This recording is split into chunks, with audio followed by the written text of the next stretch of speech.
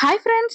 Welcome to our channel spicy వంటకాలు. ఈ రోజు మన వీడియోలో ఈవినింగ్ స్నాక్స్ ఏంటంటే, మనకి బయట బండి మీద దొరికే ముంత మసాలా, ముంత కింద పప్పు అంటారు చూడండి అదన్నమాట. ఇది చాలా పుల్ల పుల్లగా, కారం కారంగా తింటుంటే చాలా బాగుంటుంది. మరి ఇది ఎలా తయారు చేసుకోవాలో తెలుసుకుందామా? So let's go! ముందుగా స్టవ్ వెలిగించుకొని స్టవ్ మీద ఒక కడాయి పెట్టుకోవాలి. అది వేడెక్కాక అందులోని ఒక కప్ ఆయిల్ వేసుకోవాలి.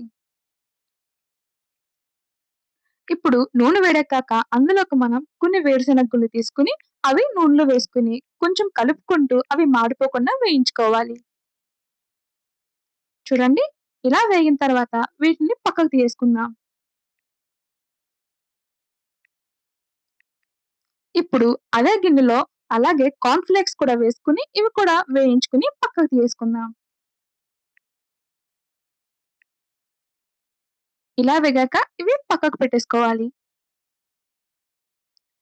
ఇప్పుడు నేను చూపిస్తున్నట్టు ఒక పెద్ద సైజు ఉల్లిపాయల్ని, అలాగే ఒక 5 పచ్చిమిర్చి ముక్కల్ని, ఒక 2 ఇంచుల అల్లం ముక్కలు, ఇది నేను తీసుకున్నది మామిడల్లం అన్నమాట. అలాగే 2 నిమ్మకాయలు కూడా తీసుకోవాలి. అలాగే నేను చూపిస్తున్నట్టు మరమరాల్ని కొంచెం లైట్‌గా వేయించుకోండి. అప్పుడే మనకవి క్రిస్పీగా ఉంటాయి. అలాగే ధనియాల పొడి, కొంచెం చాట్ మసాలా, అలాగే మనం వేయించుకున్న కార్న్ ఫ్లేక్స్, మనం వేయించుకున్న వేరుశెనగ గుళ్ళు, నేను 2 మిరపకాయ బజ్జీలను కూడా తీసుకుంటున్నాను. అలాగే ఒక పెద్ద సైజు టమాటా ముక్కలు కూడా తీసుకొని పక్కన పెట్టుకోవాలి. ఇప్పుడు ఒక గిన్నె తీసుకొని అందులోని మనం వేయించుకొని పెట్టుకున్న మరమరాల్ని వేసుకోవాలి.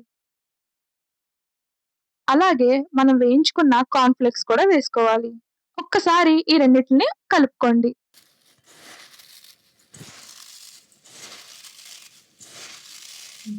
ఇలా కలుపుకోవడం వల్ల మనకు కొంచెం ఆ 2 మిక్స్ అవుతాయన్నమాట.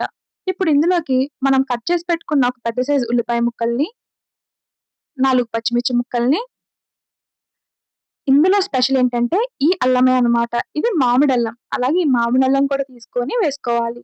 అలాగే మనం కట్ చేసి పెట్టుకున్న టమాటా ముక్కల్ని కూడా వేసుకొని ఒక్కసారి ఇవన్నీ బాగా కలుపుకోవాలి.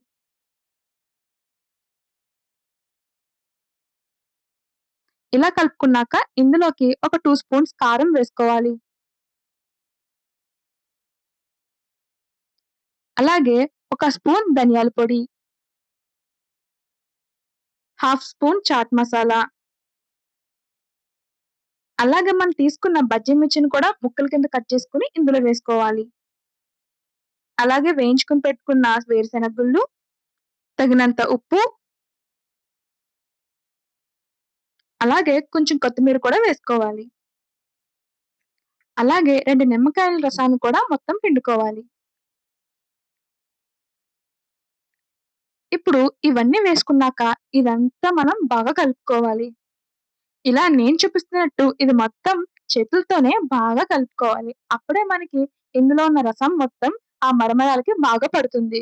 అంతే, ఇలా కలిపేసుకుంటే మన ముంత మసాలా, ముంత కింద పప్పు రెడీ అయిపోయినట్టే. చూసారు కదా! ఇది చాలా ఈజీగా ఇంట్లోనే బయట బండి మీద చేసినట్టే మనకి టేస్ట్ వస్తుంది. ఇది గాని పిల్లలకి ఈవినింగ్ టైమ్‌లో స్నాక్స్ కింద పెడితే చాలా ఇష్టంగా తింటారు. టేస్ట్ కూడా సూపర్ ఉంటుంది. అలాగే మళ్ళీ మళ్ళీ తినాలనిపిస్తుంది.